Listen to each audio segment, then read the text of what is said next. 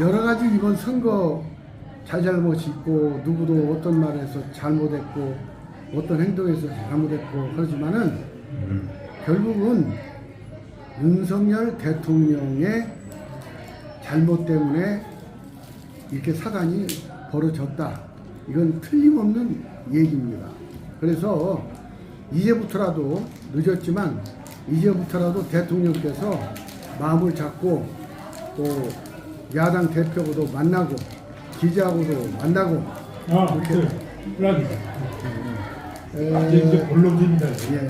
그래서 그러면 구체적으로 대통령이 뭘 잘못했냐 이런 얘기예요. 홍 의원님이 너무나도 정확하게 말씀하셔서 거기다 뭐 보탤 필요는 없을 것 같습니다만 그래도 그분이 길게 얘기한 것을 요약해서 얘기를 한다면 이미 국민들은 경고를 줬어요. 그것은 강서구청장 선거 때 이미 경고를 준 거예요. 그런데도 대통령은 그 경고를 받지를 못한 거예요. 그래서 세 가지입니다. 하나는 결국 불통, 두 번째 영구인의 디올백 사건, 세 번째 뻔뻔스러움, 이 세 가지가 요동을 쳐가지고 이런 참극을 벌인 것이다. 저는 그렇게 생각합니다. 불통이라 하는 것은 너무 잘하잖아요. 이분이 공감 능력도 없고 소통 능력도 없고 그것을 한마디로 요약을 하면 불통입니다. 디올백 사건.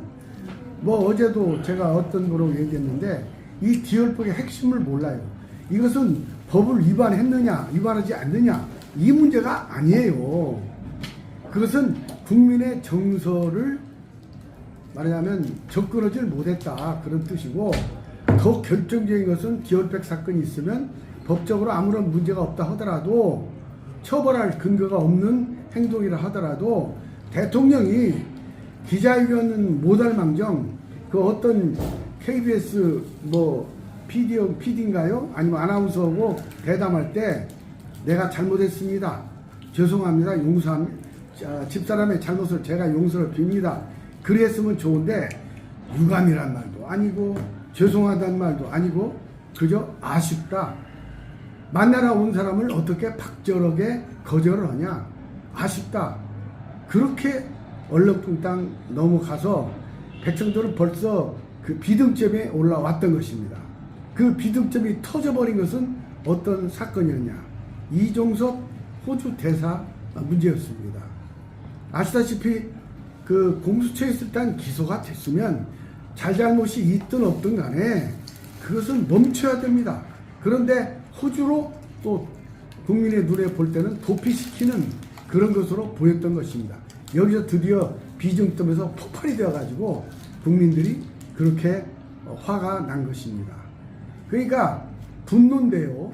그 야당의 부도덕성에 대한 그 어마어마한 부도덕한 얘기가 일이 있었지 않습니까? 말도 못하지 않습니까? 아까 김한란 여사 문제,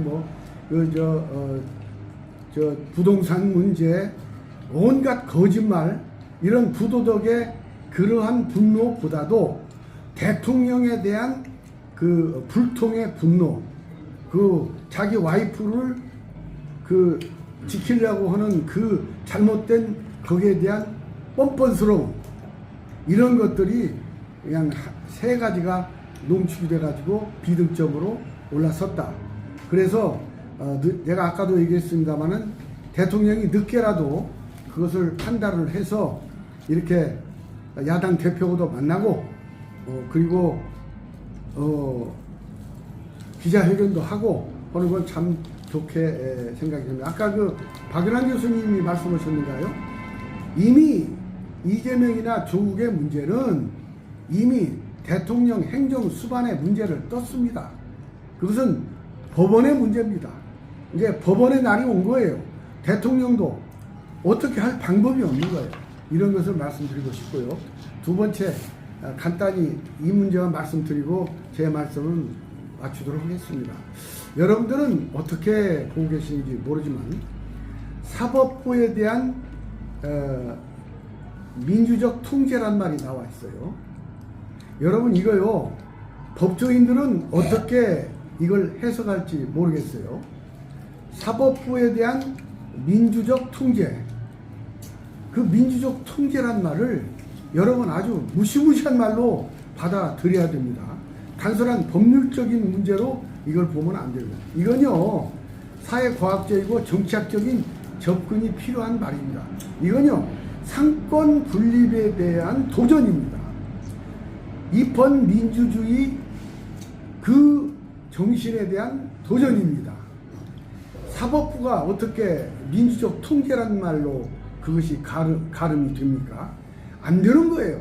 사법부는 상권 분립 정책 그 정신에 의해서 그냥 법에 의해서 법관의 양심에 의해서 그렇게 판단하면 되는 것이지 무슨 민주적 통제? 아니 잘잘못이 사법부가 하면 되는 것이지 무슨 의회 다수결로 선거의 다수결로 그 잘못이 결정이 되는 겁니까?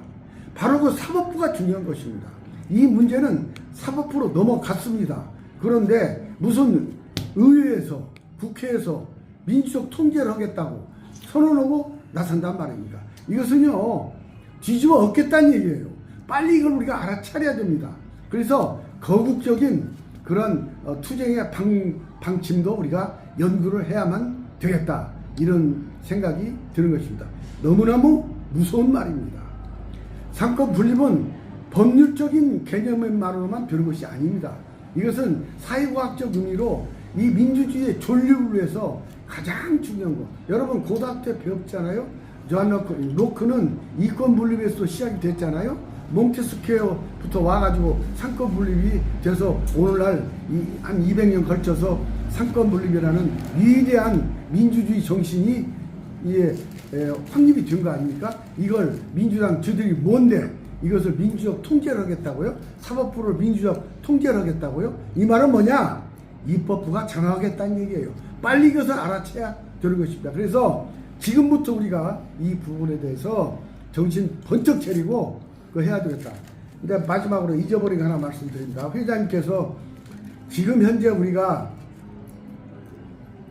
북한 인권 얘기를 해서 뭐냐, 이 거듭적으로 이 저 잘못된 거에 대해서 우리가 그쪽에 숫자 하나도 더 보태고 힘 좀 더 보태지, 지금 북한 인권 운동할 때가 아니라는 너무나 그 비관적인 말씀을 하셨어요. 그런데 저는 회장님 말씀에 동의를 하면서도 우리가 그렇게 비관적으로 말하기에는 너무 앞선다, 그렇게 저는 생각합니다. 왜 그러냐?